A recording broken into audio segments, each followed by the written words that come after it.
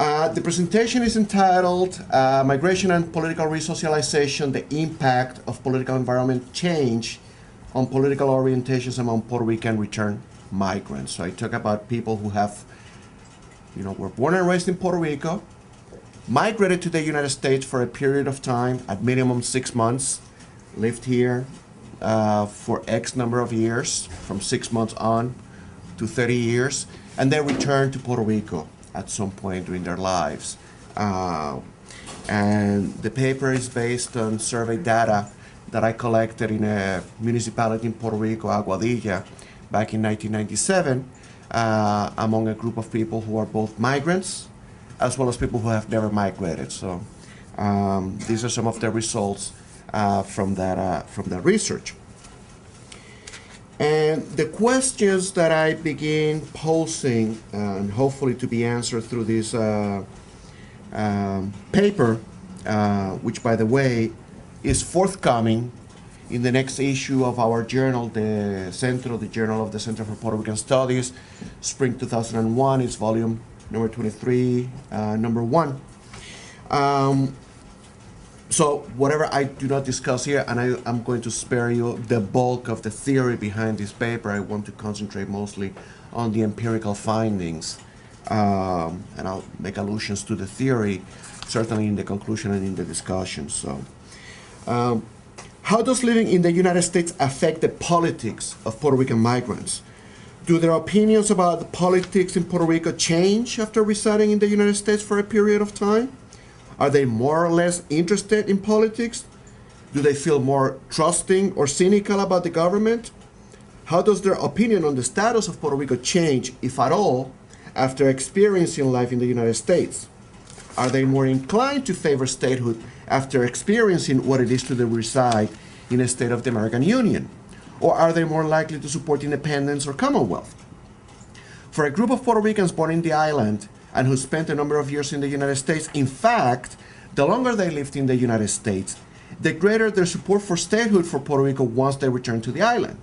In this paper, I explore how residing in the United States may have contributed to changing the opinions of Puerto Rican migrants on this subject and other subjects relevant to political participation in Puerto Rico. And as you know, Puerto Ricans have long provided a vivid example of a large population movement. Currently, the Puerto Rican population in the United States exceeds that of the island by an increasing margin. And this is a singular feature of most recent migrations from the Western Hemisphere countries into the United States. So while outmigration from Puerto Rico to the United States continues to this day, the net flow decreased more saliently during the 1960s and 1970s, and as many of you know already, there is, if not a great migration out of Puerto Rico taking place again, it is a substantial migration in coming from Puerto Rico in these days. However, there is always a return flow to the island. And, we have never been sure what percentage of the population actually has lived in the United States and returns, because, the Census Bureau doesn't always count it in terms of the total experience. It only asks, where were you living either 5 years before or a year before, etc. But different surveys taken in Puerto Rico, they calculate that the return migrant population is between 18 and 27%. And I'm referring here to Jorge Duani. Census data, however, says that between 1990 and 2000, between 4 and 3% of the population for those years resided in the United States 5 years prior. As you will see in the sample that I've based my findings on, 40% of the population of this municipality had lived in the United States for more than 6 months and returned. So a very large segment of the population.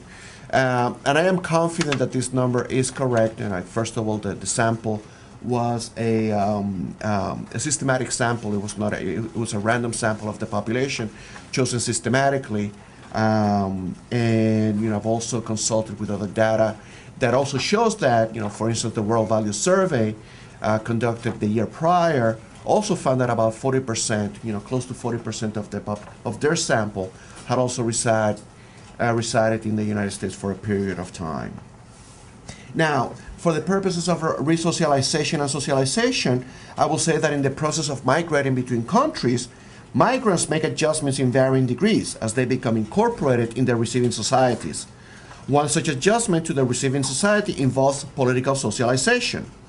In fact, it is the process of resocialization, as it is assumed that the migrant, particularly labor migrants, and these generally tend to be men and women, 16 years of age and older, although sometimes you have younger folks, would have already acquired not simply rudimentary political orientations, values, and practices in the home country or sending society, but in effect, the migrant is likely to have internalized, make more or less permanent those orientations, values, and practices early on in adolescence or childhood, which would then persist through the migrant's life, influencing and informing her future learning.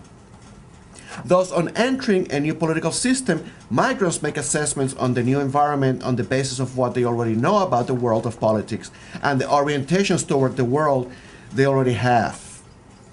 But what is the outcome of such assessments? Is the migrant likely to learn and internalize these values, norms, and practices of the new polity? And if so, to what degree? Or on the contrary, is the migrant likely to reject them and remain at the margins of the political process while in the receiving society?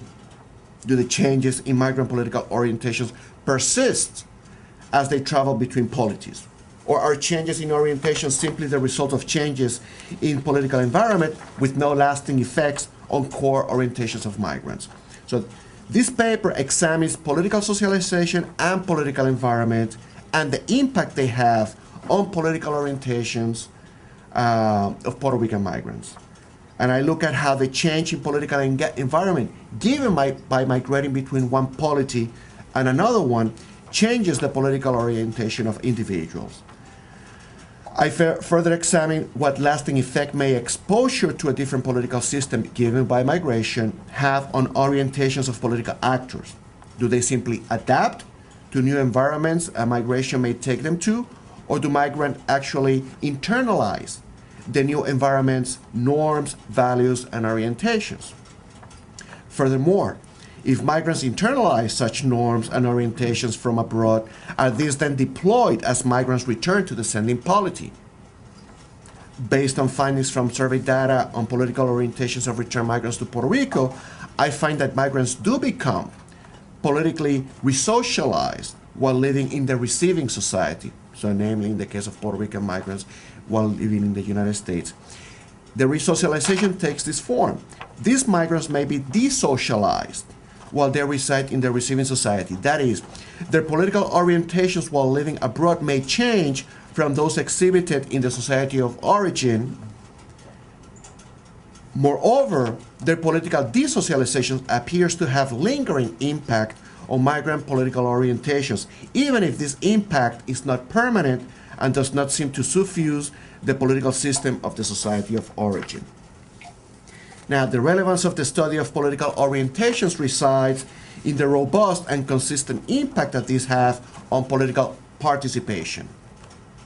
Political orientations such as interest in public or governmental affairs, efficacy, the sense whether you can actually affect change in the political system or that the system is open to your participation in it. Discussions about politics or public affairs, trust and cynicism in the political system are all associated positively with increased political participation.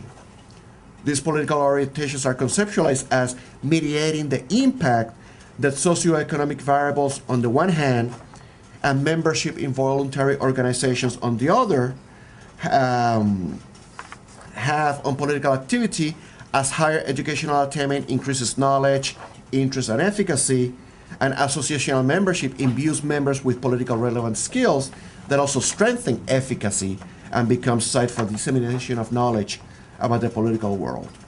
So I'm going to go straight into findings, etc., and the data that I'm going to be talking about. As I said, it is based on survey data of the population of Aguadilla. I collected data from 322 individuals.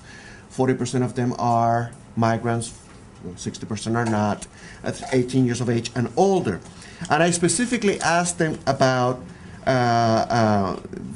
questions on political interest, political knowledge, whether they talk about politics or not, how efficacious they feel in the political system, and how trustful they are of the political system, both in Puerto Rico and the United States. And I created a number of, and I present these variables either individually or in scales. So I have an interest scale that is composed of, what they think in terms of general interest in politics and interest in particular elections. Discussions scale, conversations about politics and conversations about the problems in the municipality they live in.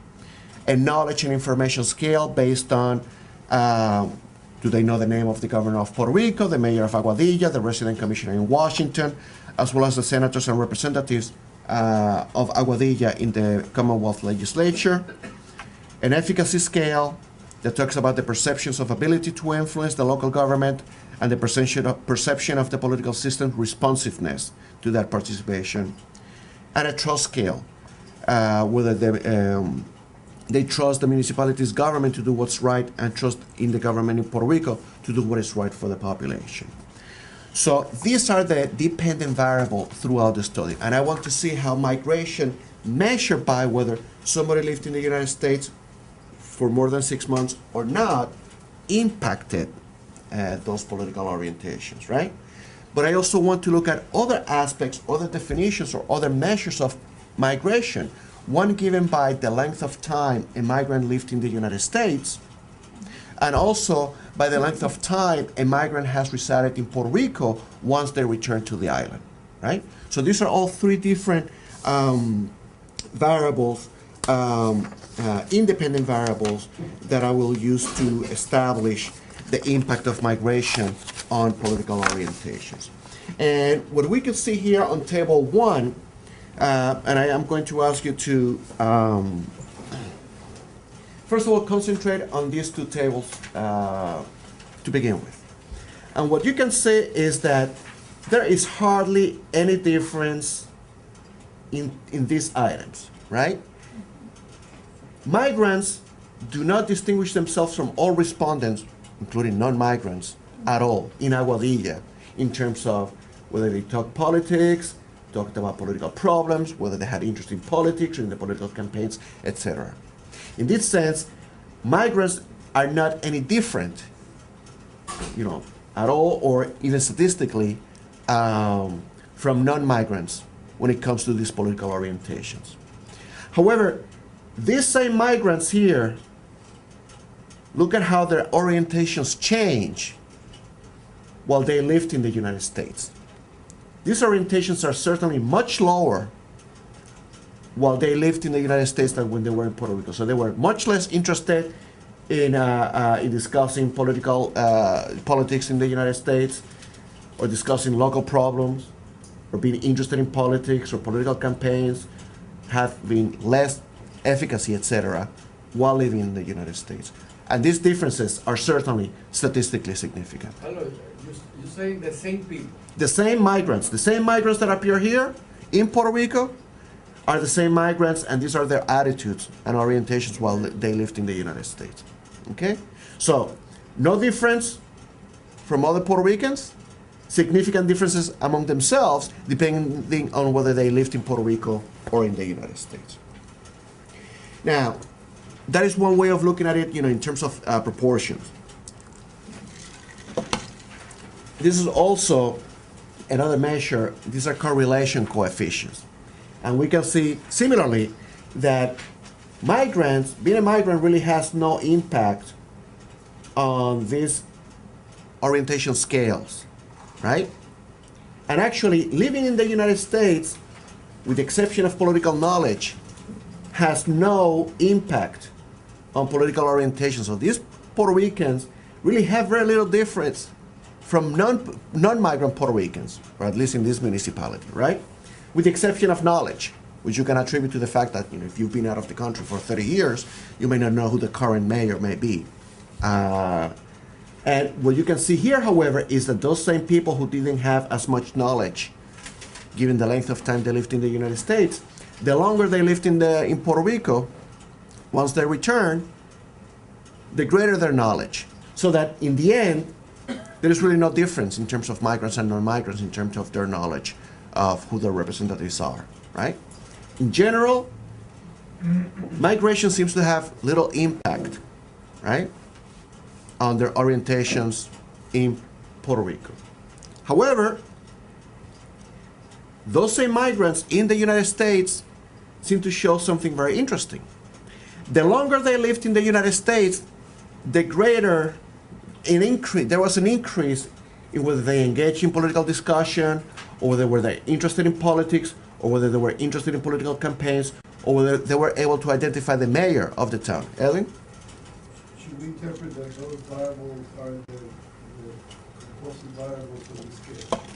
So That's correct. Just spread them out. Yeah, these are not individual variables, they're scale. Yeah. And actually, no, these are not scale, these are the actual. No, that's what I mean, but let's say political discussion, you added the first two, and that would be. In the scale, correct. In the scale, okay. In the scale. I get it. Yes, yes. Now, some people say that, and I explained in the article that, in fact, Puerto Rican participation in the United States is much lower, and orientations tend to be much lower for the way they are incorporated into the U.S. political system. Because even though they may have, institutionally, there may be many similarities, right, in terms of how politics work in the United States and how politics work in Puerto Rico, when you take a large comparative perspective, in fact, the way that they are incorporated into the political system affects how they behave and how they think in terms of politics. And some people say, however, that low political participation and low levels of political orientations of Puerto Rican migrants in the United States is given by the fact that they are focused on Puerto Rican politics, right? That they really don't care about politics in the United States, but that they are only focused on politics of Puerto Rico, even while they're in the United States. But this data shows something else. It shows that, yes, 38% of those migrants, when they were in the United States, were not interested in politics at all.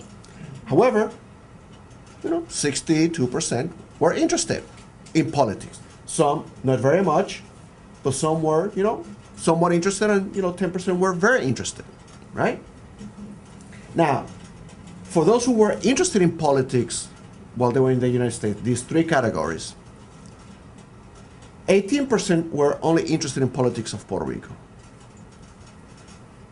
But 81% were interested in politics of Puerto Rico and the United States, or only politics of the United States, right? For those who were not interested in the politics of Puerto Rico, 38% were only interested, 39% were interested in Puerto Rican politics while in the United States, but a full 61% were not interested. In essence, once I recalculated this data, I realized that 35% were only interested in politics of Puerto Rico, right? 57% were interested in both politics of Puerto Rico and the United States, and 8% were interested only in politics of the United States. Right? So you have a very small segment of people who were not interested in politics in the United States in comparison. And in fact, when you take the aggregate number, the number goes down to 15%. So only 15% of Puerto Rican migrants in the United States, not all Puerto Ricans, I'm not talking about the generations of Puerto Ricans born and raised in the United States, I'm talking about the ones who were in Puerto Rico, grew up in Puerto Rico, and came to the United States and returned. Only 15% were only interested in the politics of Puerto Rico, right? And again, as you can see, these same migrants, there is no statistical difference in terms of their interest in Puerto Rican politics while they were in Puerto Rico, okay? So again, No difference between migrants and non-migrants in Puerto Rico. Significant difference when they are in the United States. And this is also seen that for those migrants interested in politics, the longer they resided in the United States, their interest in only politics of Puerto Rico decreases, right? Or conversely, the longer they were in the United States, their interest in politics of Puerto Rico and the U.S. or U.S. only increases, right? The way, it depends on how you interpret it. And for those who were not interested in politics in the United States, it didn't really matter how long, how long they lived in the United States. They were still not interested in the politics of Puerto Rico. So we have a segment of the population that was completely disengaged in terms of orientations from politics in Puerto Rico and politics in the United States while they resided in the United States. Okay.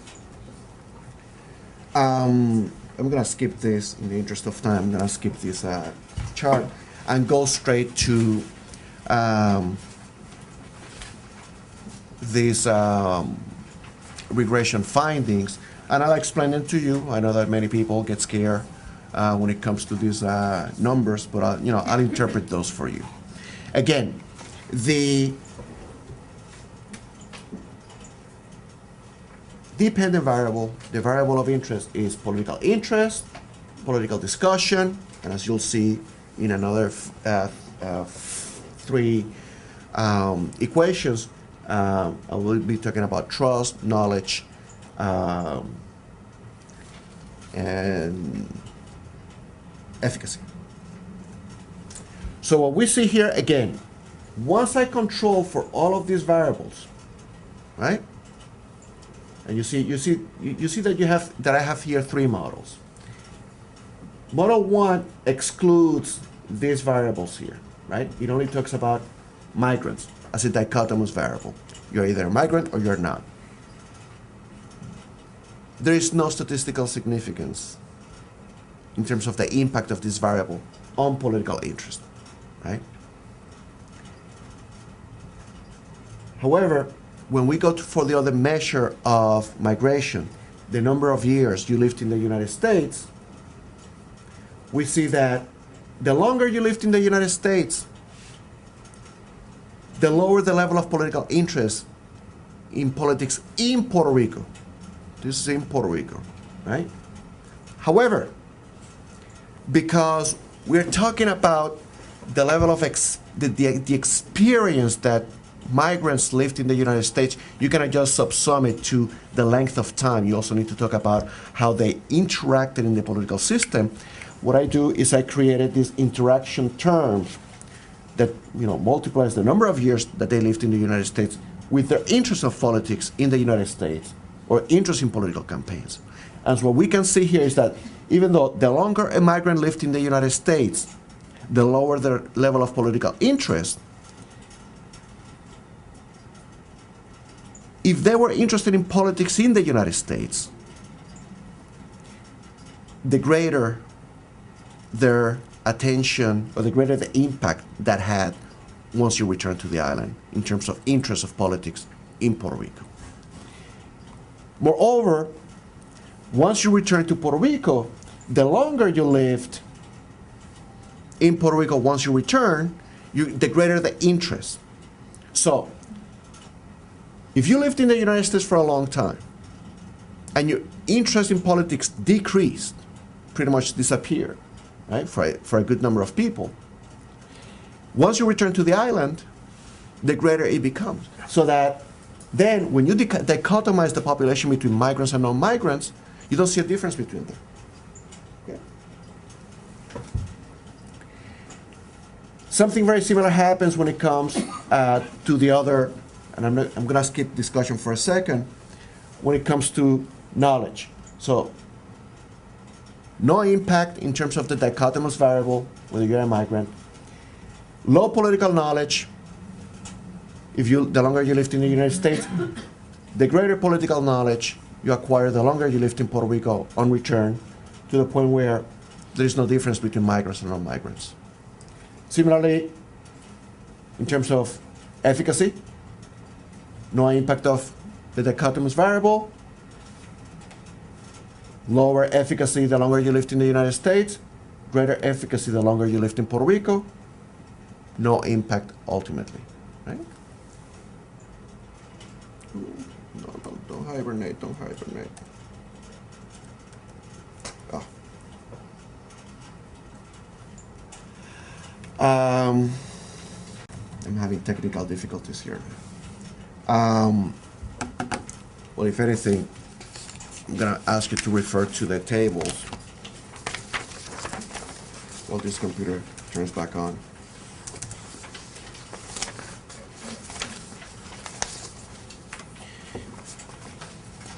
And you will see that in political trust, on the last of the last regression table, you see a similar effect. Although here, the longer you lived in the United States, the lower your participation. This is harder to interpret because you don't see a corresponding increase in political trust once you come back to Puerto Rico. So that is to remain. That is what remains unexplained.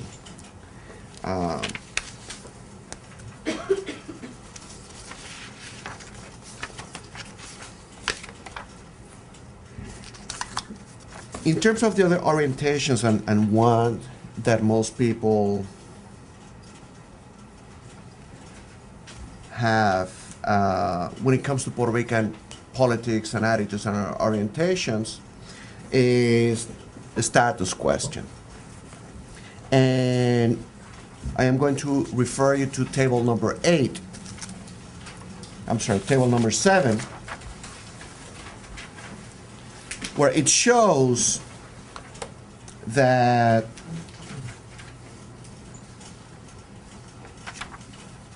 there is no difference when it comes to political status preference between migrants and non-migrants. You see that for this population of residents of Puerto Rico, they have the same percentage of people who favor statehood, meaning for Puerto Rico to become a state of the Union, and roughly about the same percentages. Certainly no difference that is statistically significant. It may just be chance. And whether you compare it dichotomously, statehood versus non-statehood, or if you break them down, you can see that there is no difference between migrants and non-migrants. Just out of curiosity, what other status? Libre asociación, for instance, Really? free association. At that time, at that 1997. This survey took place in 1997.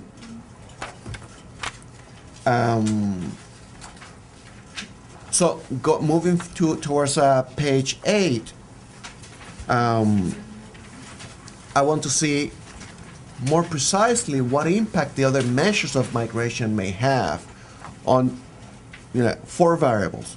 First of all, whether the respondents actually have a status preference, because about 78% of the people in Puerto Rico have a preference for status, but not everybody does, right? And I can see, if you look at the first line of the status preference, you see that migrant status, or years in the United States, or years in Puerto Rico since return, has no impact on whether the person has a status preference or not.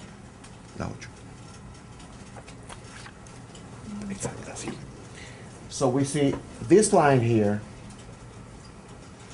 Migration status has no impact whatsoever on whether a person has a status preference or not. It really doesn't have any impact whatsoever either in terms of favoring Commonwealth or independence, right? However, the longer a person has resided in the United States, the higher the preference for statehood. Now, there is no difference. There is no difference here again between migrants and non-migrants in terms of the status difference.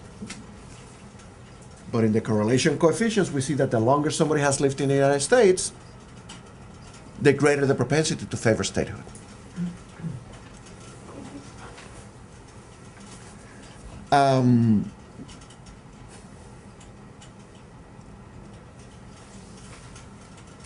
So here again, I run a number of regression models that tries to account for this. I included, if you saw in the correlation coefficient table, I also included membership in a political party, as well as membership in a voluntary association, because they tend to have strong impact on whether somebody has a status option or not. And what we can see here is that, by and large,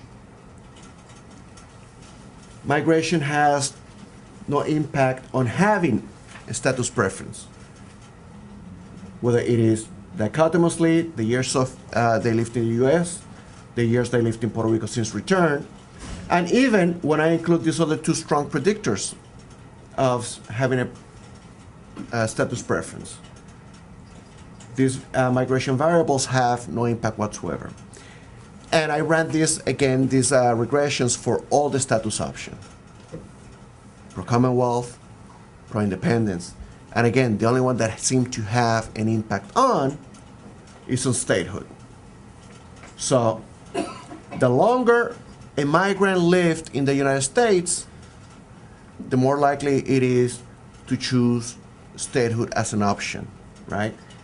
Whether you are a party identifier or not, okay? You identify with a political party or not, okay? I hear you say that, but I have a little confusion. I'm sure. Because on table 7, Yes, I hear the longer they live in the United States, the tendency is to choose statehood, right? But Yes. on table 7, the percentage of the migrants correct, that choose not statehood is 60. correct. So, Unfortunately, and I will say this in terms of the methodology that I have used for this research. The ideal methodology to engage in this type of study is a longitudinal survey, taken at 2 different points in time, etc. I didn't have that advantage. I could only do it, at one point in time. It's cross-sectional, right? So I was only able to ask people about the preferences at that point, and if anything, to recall their experiences in the United States. But this is preference in Puerto Rico while they were in Puerto Rico, right? I am not able to test the reason why. I can speculate. And what I will be able to tell you is that the fact that there's no difference between people who support statehood in Puerto Rico that had never migrated and those that had migrated, I assume it is because there was a parallel evolution in favoring statehood while they were in the United States. So the statehood movement may have continued to increase in Puerto Rico, and there was a parallel development in the United States. I cannot demonstrate it, I can speculate, and I think that this data gives an indication, but it does not demonstrate it. That it's not that there are more migrants that were pro-statehood in the United that they left Puerto Rico and then they went back, or anything like that. I think that there was a parallel development both in the United States and in Puerto Rico. Yes. With regard to those individuals in the U.S. for a long period of time, did you look at such variables as whether they participated in bilingual education versus an ESL program? I did not, unfortunately. But again, what is interesting is about how you frame politics in Puerto Rico. The politics of language. The politics of language in Puerto Rico are not framed in terms of education insofar as, we need to have a bilingual education program in Puerto Rico because we have students whose language is not Spanish, and therefore they need to maintain the knowledge, or they need to acquire knowledge in their native language as they transition into the dominant, language of the island. No, it is placed in terms of statehood versus non-statehood, right? Whether we need to teach English in Puerto Rico because students need to have that advantage, because they need to, there's a socioeconomic benefit to it, and ultimately we want to I was become. referring to, say, you came here as young children, got their education here in New York City, versus these two parties, and then returned to. Correct, correct. Ellen? Can you say a few words about your conclusions regarding the whole question of political participation in the U.S.? I mean, the data seems to suggest very strongly that there is a deflator effect when people are educated in Puerto Rico. I assume that's where you want to go. So Yes. I'm asking you. And I appreciate it allows me to segue into my discussion and conclusion. Well, I'm just curious to hear. Yeah, well, and you will. The multivariate regression analysis allows to uncover two aspects of the migration experience that were not apparent based solely on the simple bivariate analysis. The impact that residing in the United States for a period of time and the extent to which the migrant became psychologically engaged with his political system for a length of time he or she resided there, and the effect that residing in Puerto Rico would have had on political orientations of migrants who have returned to Puerto Rico.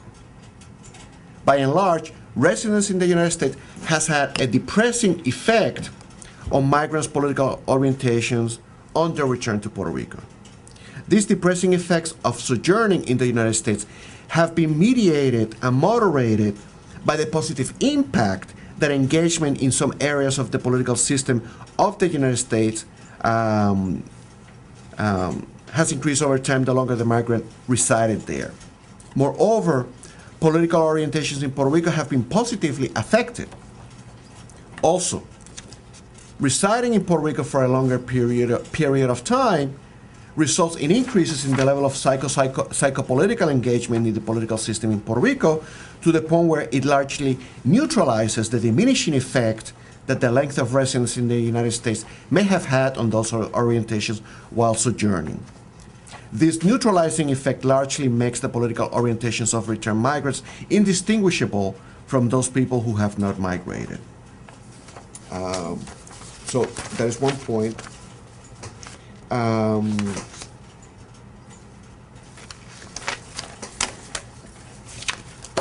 Largely, my conclusion goes like this then.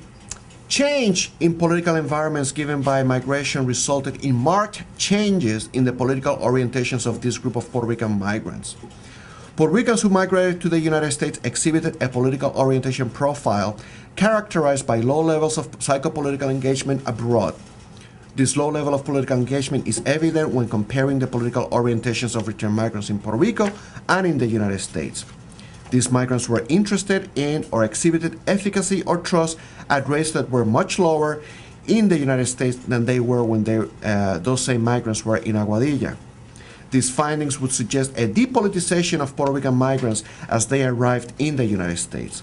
They would also suggest resistance to the new political environment, since more than a third of these migrants to the United States were completely disengaged from the political system in the United States. And a good portion of these disengaged migrants remained disengaged throughout the sojourn. This inference is indirect, using as reference their orientations once they return to the island, as opposed to their orientations before migrating. However, there is direct evidence in the correlation analysis that exposure to the new political environment resulted in resocialization among some migrants. It was determined that the longer a migrant resided in the United States, the greater her psychological engagement in the political process. For a small segment of migrants, approximately 50%, resistance to the new political environment did not result in a dissocialization of orientations learned earlier. Rather, it entailed a disconnection from the political environment in the United States as attention to politics in Puerto Rico monopolized their interests. For the vast majority of migrants, however, sojourning in the United States resulted in adaptation to the new political environment. The interest in politics grew the longer they were in the United States, but the increase in politics did not result in a shedding of their interest of politics in Puerto Rico. Although migrants differed in their political orientations depending on whether they were in Puerto Rico or in the United States, these migrants exhibited no significant difference in political orientations from other fellow residents when they returned to Aguadilla. And this conclusion is supported by the bivariate analysis, the results of differences in means, correlation coefficients, and cross-tabulations. However, the multivariate analysis reveals something else altogether. The length of time they spent in the United States, which would indicate whether migrants internalized the norms and behaviors of the receiving polity, does appear to have a substantial impact on their political orientations once they return to the island. This impact is largely negative. They exhibited lower levels of political interest, knowledge, efficacy, and trust in Puerto Rico the longer they resided in the United States. Moreover, their return to Puerto Rico did not result in an immediate psychopolitical reattachment to the political system in Puerto Rico. Rather, this attachment required a period of time before these returned migrants acquired a political orientation profile that did not distinguish them from non-migrant. That is, the multivariate regression results suggest a resistance to incorporation to the home polity on their return. These findings indicate that Puerto Rican returned migrants did undergo political socializations as a result of their sojourn in the United States as an experience manifested on their political orientation. The net effect of the migration experience on individual actors who returns to her society of origin after sojourning abroad is a negative one overall. Living abroad may have been depoliticizing and disengaging as an experience. Additionally, living abroad has a lingering effect. However, this negative effect is not permanent. Although political socialization is not impervious to environmental impact, it maintains a lasting power. The interaction between early political learning and the political environment the migrant is in determines the extent of the migrant political orientation. Migrants are not fully plastic and pliable, empty vessels that admit input indiscriminately, but neither are they impervious to adaptation and learning as adults.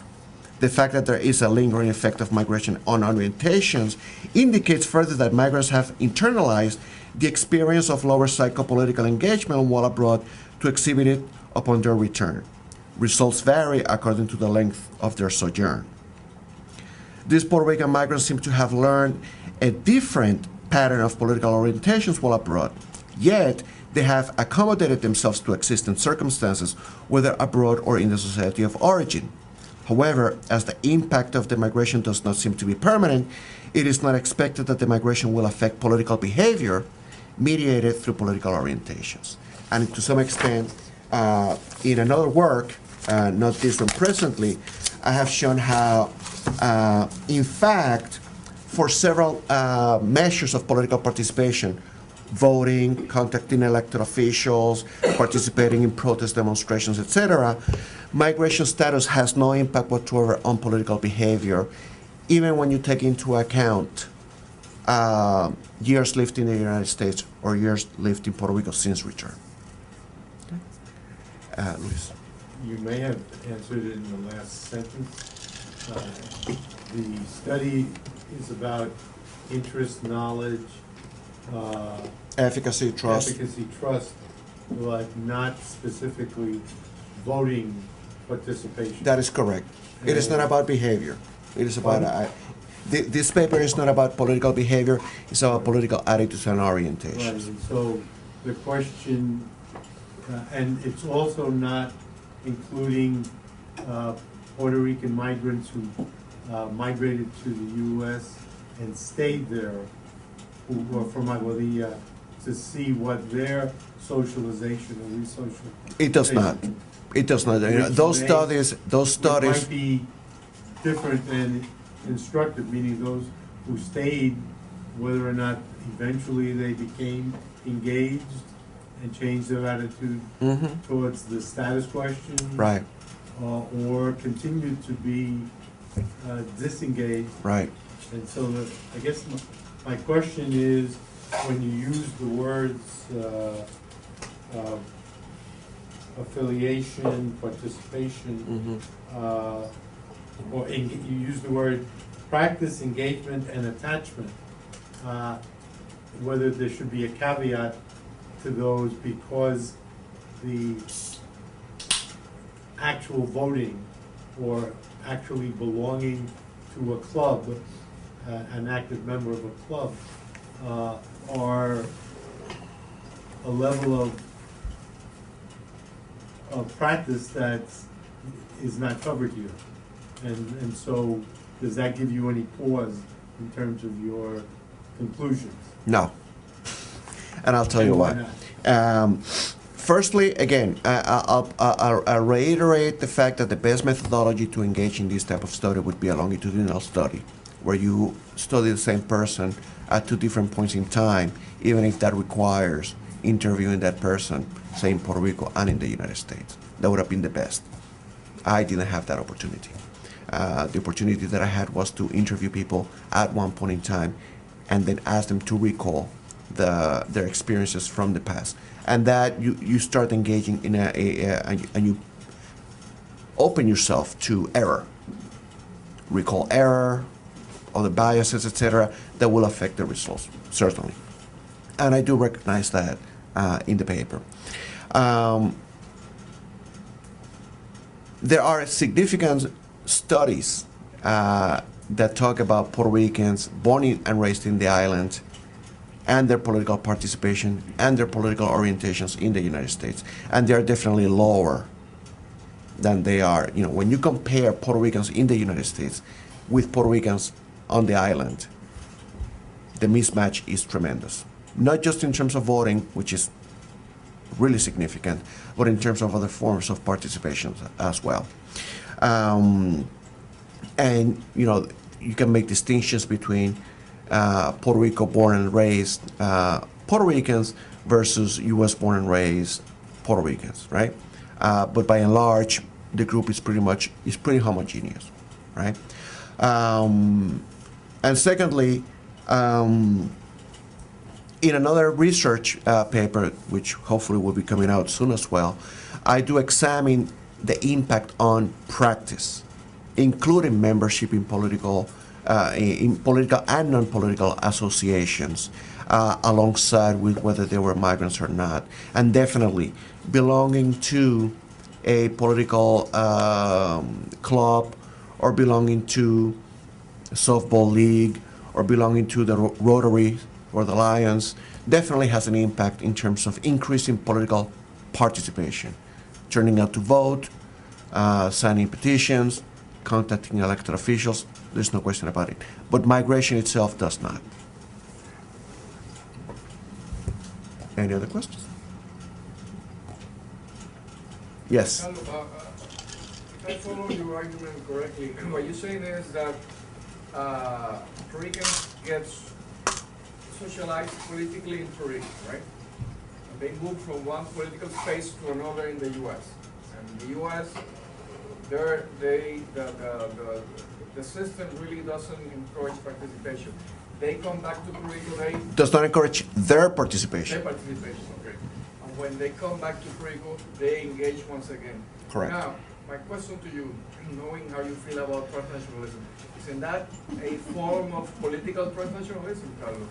No, Why not? because it talks about politics either in Puerto Rico or it talks about politics of Puerto Ricans in the United States. It does not talk about, at least I didn't ask in this survey, whether while they were in Puerto Rico, whether they still maintain politics or political engagement in the United States, or while they were in Puerto Rico, in the United States, whether they're engaging in political practices in Puerto Rico. I couldn't answer that question based on these results because I did not ask a question on transnationalism or practices beyond the locality. However, other research shows that in fact Puerto Ricans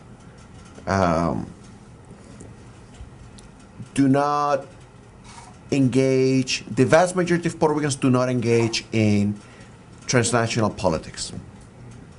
You know, something, at best, something like 25% engage in some kind of transnational political activity, at best. Like, you know, right now, if there's going to be a status question on a ballot, that ballot is going to have to be deposited in Puerto Rico. So if you or me or whomever else wants to participate in that status question, we would have to fly to Puerto Rico and vote there. We could perhaps lobby against it here in Congress, but is that transnationalism? No, because you're engaging the Congress of the United States in the United States for a question that may affect Puerto Rico. But you're not engaging the political system in Puerto Rico unless your lobbying is directed towards the governor of Puerto Rico or the legislature in Puerto Rico, in which case I may grant you that there might be perhaps some transnationalist practices. But again, a few may do it. I'm talking about that the vast majority of Puerto Ricans are not going to travel to Puerto Rico to vote in a plebiscite, and the vast majority of Puerto Ricans are not going to call even the resident commissioner of Puerto Rico to say, let me vote. And that is why I dispute that Puerto Ricans engage in transnationalism. There may be transnational practices among a reduced number of Puerto Ricans, but that is not the experience for the vast majority of Puerto Ricans or other migrants.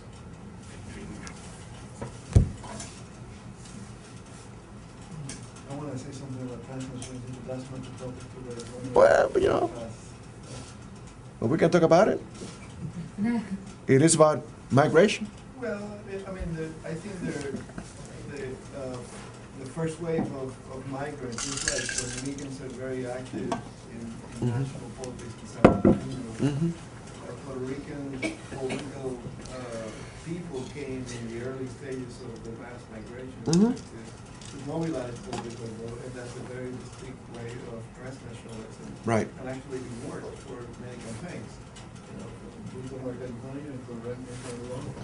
Well, my question was regarding return migrants. Right. No, but Edu's question is still is the extension of that question. I mean, the poster for this event tonight, it shows Puerto Ricans in the United States.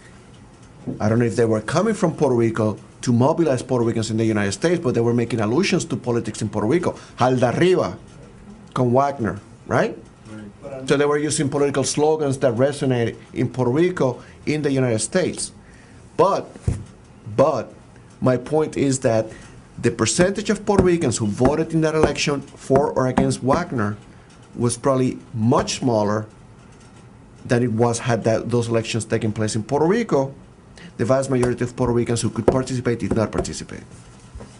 I guess my point is more general, that that this is a dynamic process, historical process, where you need to look at it in a historical context. You know, another example, slightly different, was in the 1995 plebiscite. There was a grassroots movement here to include Puerto Ricans to vote.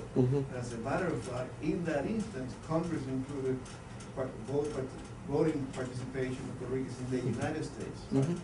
Then the subsequent legislation in Congress included a provision that Puerto Ricans born in the island would vote. And in this version, the most restricted version, I mean, the Obama report, it's still not legislation. So we don't know what's going to happen in Congress, because they still need to negotiate with Luis Aguirre to get it through. So, and the Democratic bloc. So, but the recommendation by the Obama administration is that they will abstain. So that's another instance that there might not be a popular uprising in terms of supporting political participation nowadays, you know, in the plebiscite, if and ever it occurs. So my point is that I just gave you two examples where these transnational links, and obviously the implications of your study, if I understand it, is that if you extrapolate that to political behavior and political action, you can explain the gap in terms of Puerto Rican participation here in electoral processes vis-a-vis Puerto Rico as partly the result of that deflating effect of the political system. But so I guess my point is that the dynamics of this, that there is a dynamic in this relationship between how migrants participate or not in the political system here and so forth, and it's influenced by the political movement itself. Right. In response to those good points that you're making, I will state again that perhaps my reaction in terms of, Puerto Rican transnationalism or not is that the migration itself is not transnationalist, given that the bulk of the population that migrates does not engage in transnational practices. There may be some that do engage in transnational practices, but that is not the experience for the bulk of the population. In that election in 1990, I think it may have been 1994, but it might be 1995, I tried to vote, It was ad hoc. and it was pretty much empty. It was ad hoc. Empty. I mean, people were not, there was no resonance in the electorate. There were a few activists that wanted to be engaged in the political process, and those are the same activists who would be engaged in the political process in the United States or in Puerto Rico. But the vast majority of Puerto Ricans were disengaged from that process. If you take, to move away perhaps a little bit from the Puerto Rican example, and look at the most transnational people, at least in terms of the Western Hemisphere, Dominicans are, by and large, in terms of the studies that have been conducted, the ones who engage the most in transnational practices. But when they had the elections here a couple of years ago, hardly anybody, I don't think it was 10% of turnout for those elections. So you have the majority of the population not engaged in transnational practices. So if there are few engaging in transnational practices, does that make then that migration a transnational migration? I question that. I don't understand that. But coming back to the implication of the study for immigrant behavior here in the U.S., I don't think you will be extrapolating your findings to say that the repressed voting of the Puerto Ricans in the States is a result of the migrant effect disengagement. You can relate it to the reflection of the system itself and so forth. But I don't, so comment on that. I can extrapolate that in regards to migrant politics in Puerto Rico because there are no migrant politics in Puerto Rico. The return migrant does not differentiate himself or herself from non-migrating Puerto Ricans when it comes to voting, when it comes to protesting, when it comes to campaigning, right? They do not. However, those same Puerto Ricans vote at a lower level, engage in contacting elected officials at a much lower level. So if anything, I am emphasizing that locale, place, has an inordinate impact on attitudes and behavior. So that when that migrant leaves Puerto Rico, does not vote in Puerto Rico, but goes back and votes in the, does not vote in the United States, but goes back to Puerto Rico and vote, that speaks to environment. That speaks not to the individual. And again, remember that for a long time, before these socioeconomic explanations about voting, etc., became more popular, more resonant, it was always thought that since the United States is the most democratic country, if people were not voting, it's because they just had attitudes. They were atavistic, that they were holding people back. And Puerto Ricans were a case in point. Oh, you know, they're Latin, or they're Catholic, or they're this, that, and the other. And that is why they're not engaged in the political system, when that is not the case.